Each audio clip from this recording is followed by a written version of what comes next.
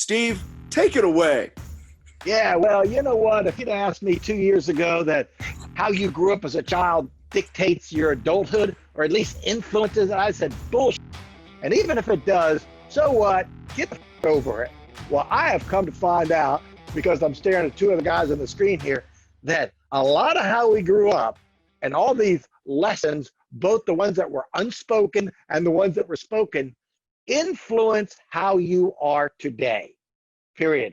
And so what I'd like to do is just each one of us, you can just spend 30 seconds and just let our audience know that well, let me ask you a question, Tom. Were you born with a silver spoon up your ass? That would be a definite no. And Derek, did you have a golden horseshoe shoved up your ass? No, actually, there's a silver spoon, but that's a different story. Well, Steve, so we're unlike you because you were definitely raised in a well-to-do family, lots of money, Yeah, pampered, country clubs, and my old man made $38,000. That's today's money.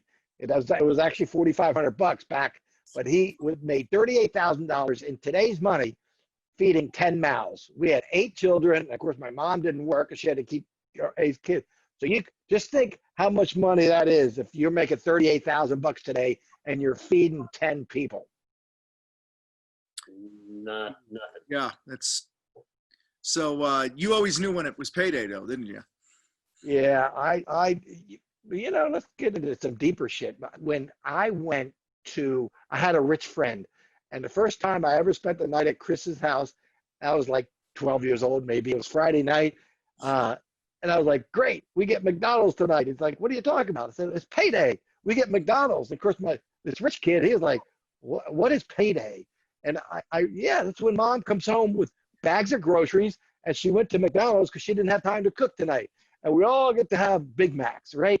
And he was like, what the hell are you talking about? And it dawned on me that rich kids, they don't see the ebb and flow of money. They don't see that you're actually rich for about 2 days, and then you spend the next, 12 days leaned out until dad makes another paycheck.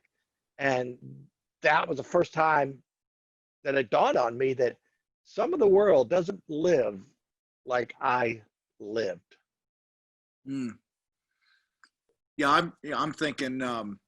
I grew up in Wheaton, Illinois, and there was literally like 2 sides of the tracks, And I went to high school, and most of my friends were on the rich side of the tracks, and I wasn't.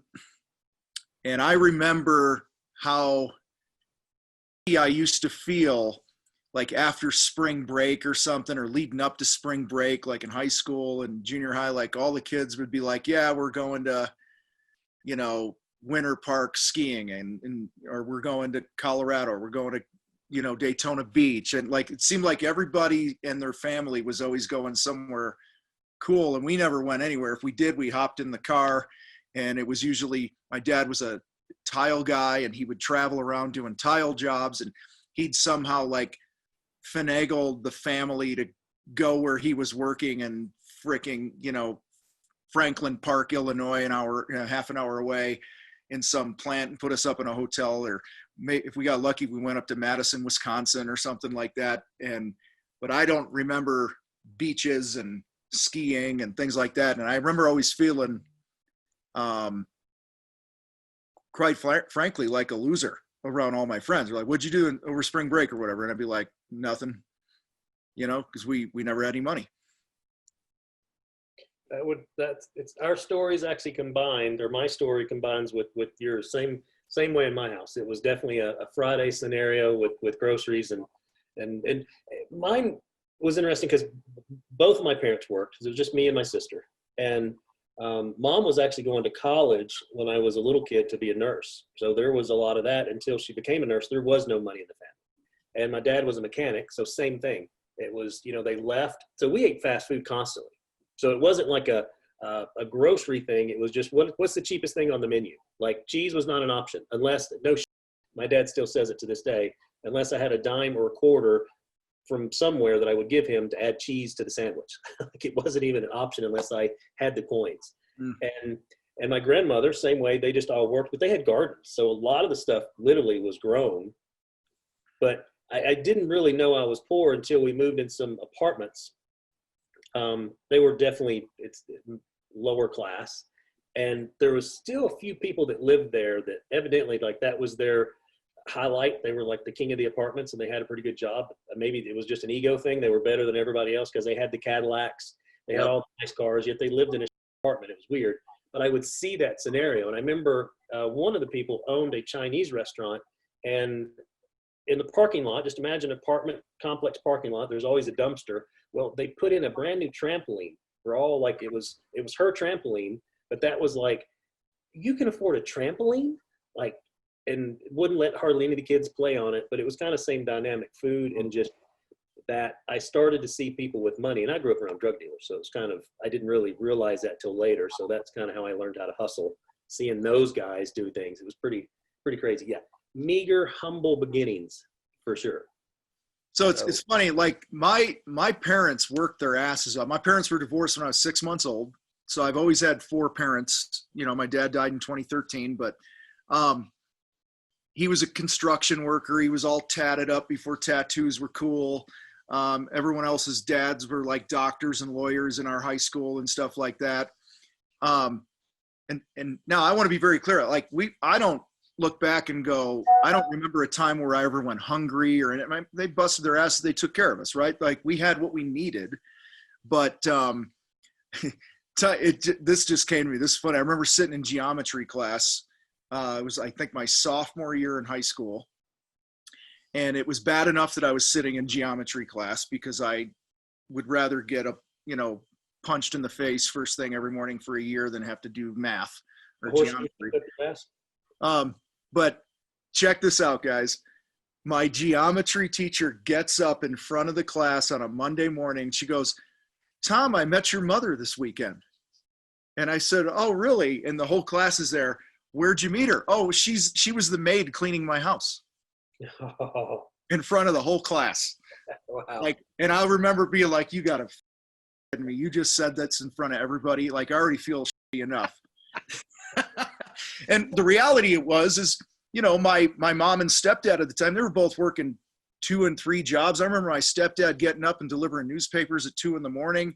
He was a manager of a grocery store, and then they were starting a side hustle, starting their own business. And so they were out just grinding and, working and bringing their motor to everything. But yeah, I grew up, and the other thing here, and I'll just shut up, Steve, I know, because you're about to say something here. I actually never knew that I could start a business until I was like 32 years old. I didn't even think it was a possibility for me because I didn't think I was smart enough. Like, it's just kind of funny how all these things are coming back to me right now.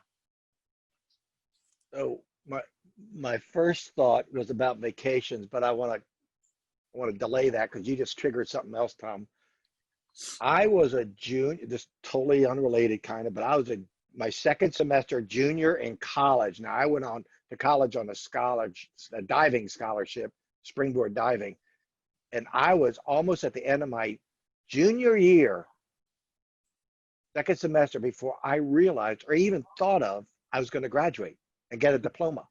Now that means I'm in college 3 full years before it dawned on me considered graduating. that an actual diploma was like, could be mine. I don't even know why. I don't know why I was in college. I just I was diving, but goddamn, I'm like, as soon as you said that, I'm 32 I said, you know what? I was 3/4 of the way through school before I could realize I could actually get a diploma if I passed. If you pass. Oh man. Let me just go back on a vacation real quick, because when you said all your friends they're going on these exotic vacations, and you're like, you're going nowhere, man. Yeah. We went on one vacation my whole goddamn life, and I was 10 years old, and my mother in 1967, she actually won Mrs. Richmond, so she won a beauty contest. Your mom's hot, huh? Yeah. No, she's beautiful.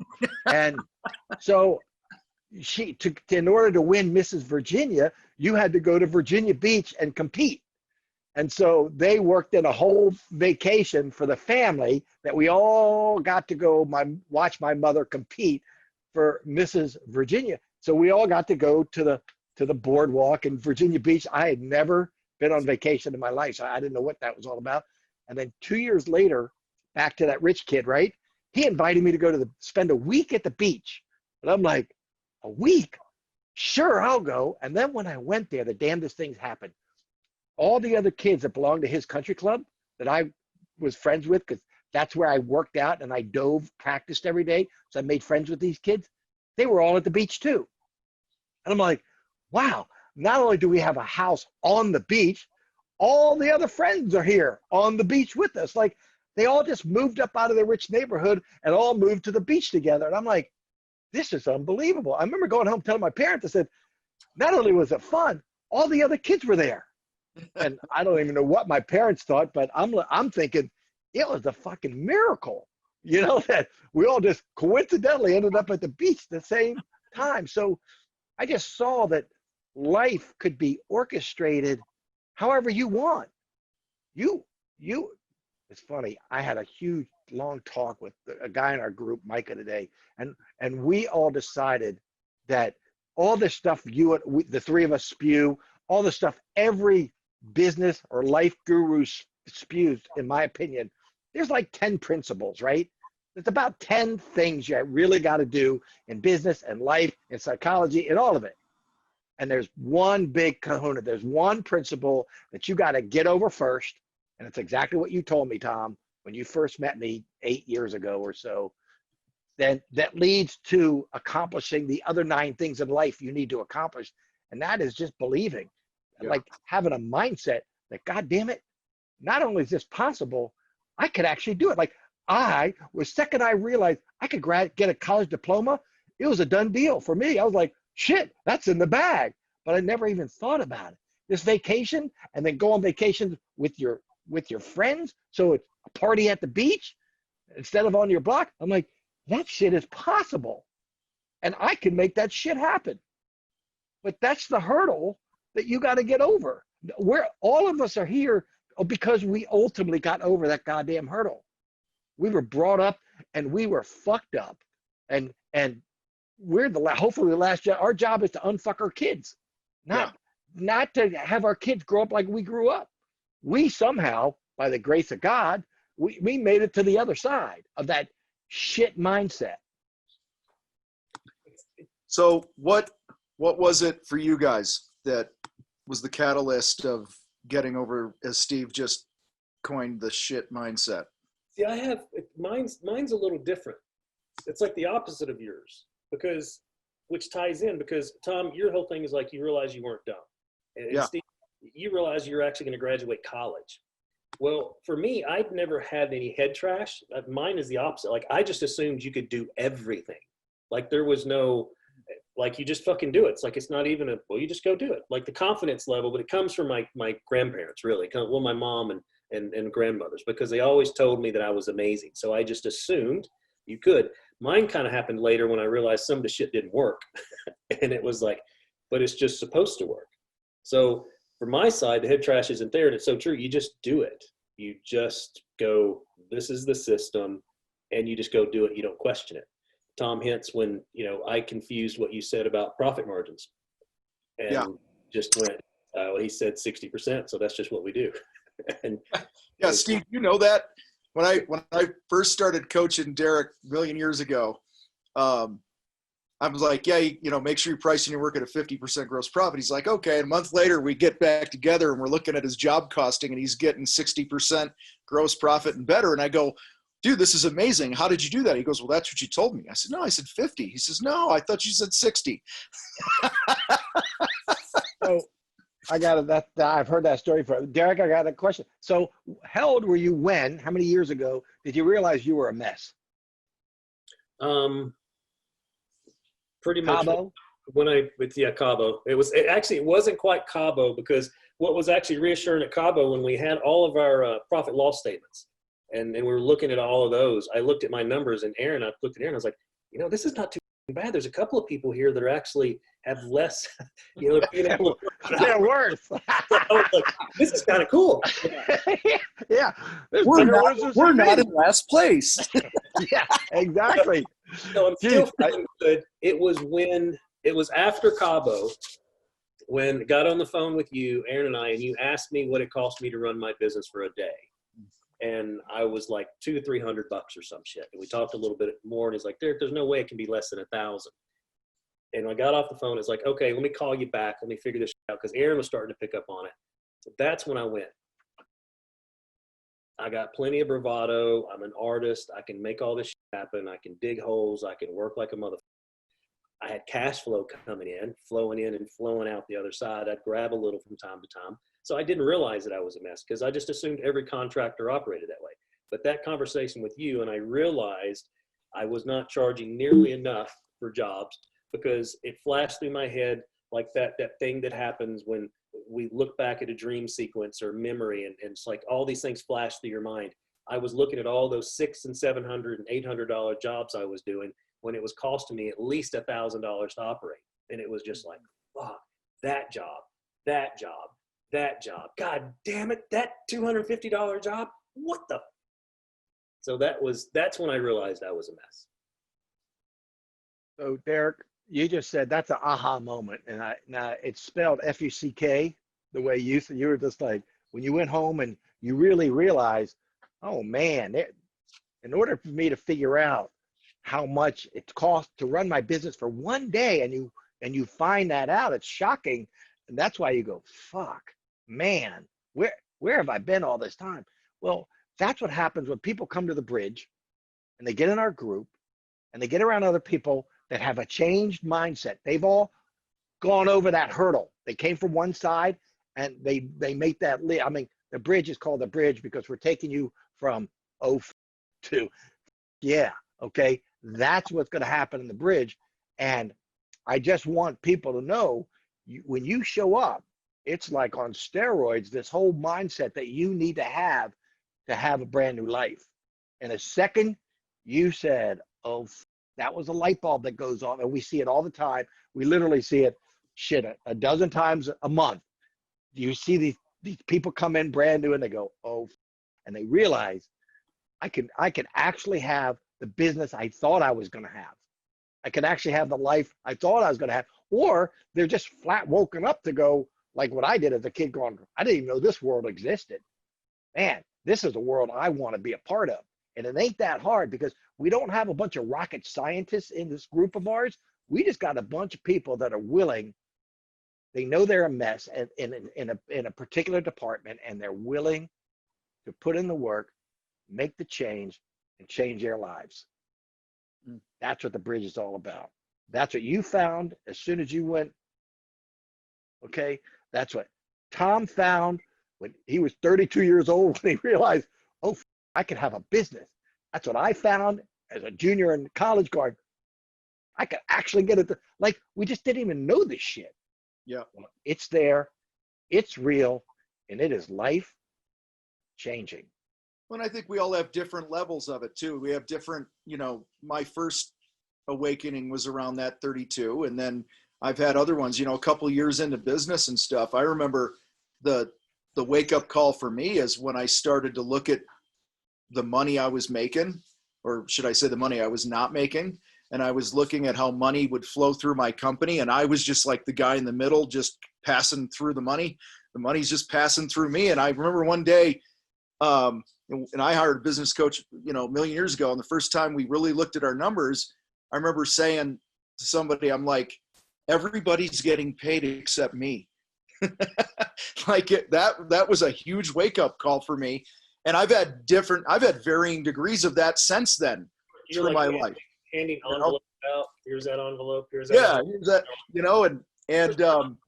And I want to encourage people. Like, I think there's a lot of head trash. We know there's a lot of head trash around money and our worth and this and that. But one of the biggest things I struggled with, and I see a lot of contractors struggle with, is I just want to be fair to my guys. I want to be fair to my customers. I want to be fair to this, fair to this. And guys, it's fair and it's okay for you to want to make a shit ton of money. Okay? It's okay. And so like sometimes I feel like they need permission that it's okay for them to make money, but you can't, this isn't just about taking your family on a vacation and stuff. This is like buying braces and not going into debt. This is being able to support an employee, who's going through a rough time maybe, and you want to be a good guy. It's about, giving to the causes that you give a shit about. It's, there's all these other reasons of why it's okay to make money. And to me, that's what's fair for the work that we put in as a business owner. It's fair that you're compensated handsomely. Otherwise, you're truly better off going to work for somebody else because you'll have way less stress, and you don't have the stress of having to find jobs and sell jobs and deal with all the back end HR shit and hiring people. And I mean, you guys know. So I just want to encourage anybody out there that's listening right now. It's like, you got to get to that point where you unapologetically say, I'm going to get mine first. The king eats first, or get your own oxygen, or whatever you want to call it. That is not being selfish. I think that's actually being, wise. Because you can't help people if you're wounded. Yep. You can't help people if you're not healthy. You can't help people if you're broke. I mean, that's just the reality of it. As contractors, that's what we do. We built fucking America. We maintain America. We do the shit, and it's not theory. That's the thing that I appreciate the bridge and what we're doing as coaches and helping. It's not theory. This is stuff that we've experienced and what we've done. So we're sharing our failures with you so that you don't have to repeat those. And all the members in the bridge, same thing. They've failed. They hang out with other contractors that are doing the same things that they were doing, and changing. So it's really, there's nobody's just going, well, theoretically, if you did it this way, it's not just a bunch of pontification. This is solution-based shit. But if you just do it, the troubles will grow, but they just go away. Yep. If you do it. So imagine your business, which is going down the tubes currently, probably, if you're listening to us, so you're struggling your ass off, was an airplane going down, right? Would you take that mask and you make sure everybody in the plane breathes out of your mask? And every time you feel faint, you take a little whiff of oxygen and you feel guilty for taking that oxygen? Or would you just let everybody else have the oxygen and just die? You pass out from lack of oxygen.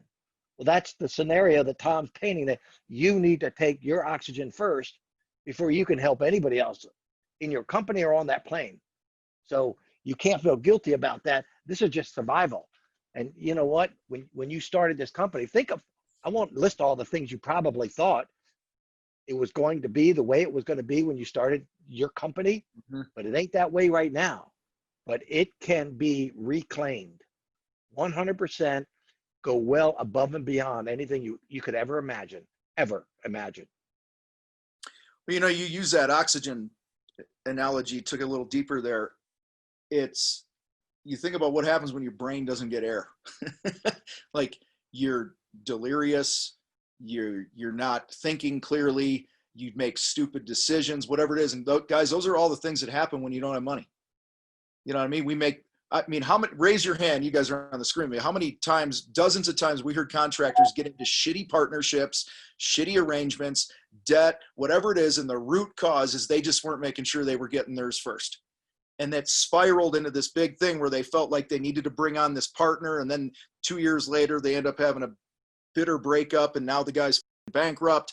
I mean, it's crazy how many bad decisions we make because we don't honor what you call, Steve, that number one rule of your business is don't mess with the money.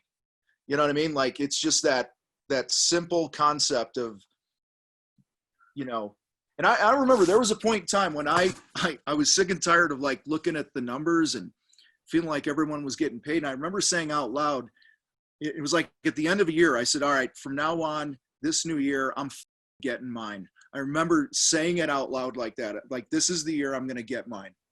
And I did. It was a decision. It's funny, Tom, when you were saying you were just a company and the money came in, the money went out, it's almost like you're a strainer and you pour a big old pot of pasta out. Yep. And you're waiting to catch all the pasta if you're the strainer.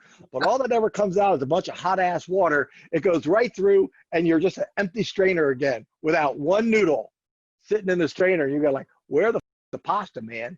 Dude, I remember I had $4,500 in my checking account, and it was a Friday morning.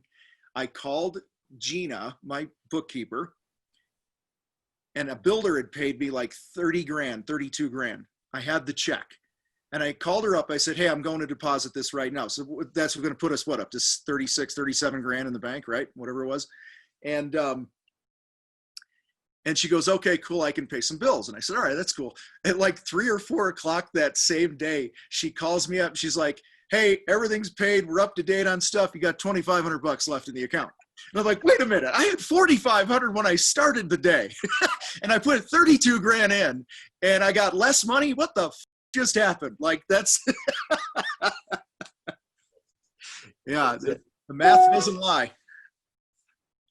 So, all right. Well, bring us home, boys. What do you got? Anything else? What's your number one takeaway or number one ask of somebody listening to this right now? You got to get around some people that don't have shit for brains. Honest to God. Just get around someone who has that strong mindset so it rubs off on you. It will rub off on you. And that's exactly what we created and cultivated this group, is to have that strong mindset and lose your shit for brainitis that you're currently suffering from. And that process is the sales process is what we do. It's talking about listening and understanding how customers do business with contractors. I mean, that's the biggest point. This is not a silver bullet. It takes about 3 months to really grind this shit out and understand what it's about to communicate with another human. That's really what we're doing. Steve and Tom have just put it in a process that you can easily follow, but you have to be willing to do it. So come hang out with us. Well, there you go. We appreciate you guys listening to the show today. Give us a review, share it with another contractor. If you're curious about what we got going on in the bridge, head to contractorsalesacademy.com and check that out. And if you have a little bit larger of a team, you got a sales force, you're tired of them wasting a bunch of time and things like that, reach out to us, help at contractorsalesacademy.com, and just mention that you're looking to do a day-long workshop where you get the 3 of us and we'll bring the fire to you and get you and your team all unified, rowing in the same direction. And with that, Steve, Derek, have an awesome day. We'll see you guys later.